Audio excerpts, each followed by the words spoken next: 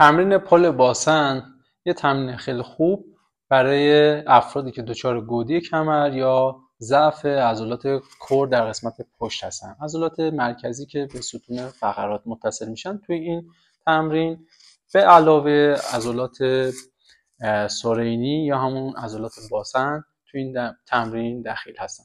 میخوام بهتون آموزش بدم که چطور حرکت صحیح رو انجام بدید.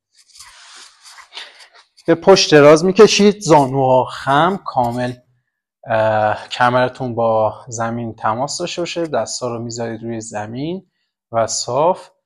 سعی میکنید باسن رو از زمین جدا بکنید و بیارید به سمت بالا بدون اینکه کمرتون رو به این شکل خم بکنید. کمر و باسن توی راستا بالا و پایین به این شکل.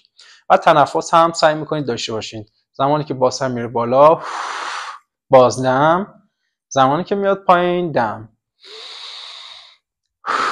بازدم، دم، بازدم و دم.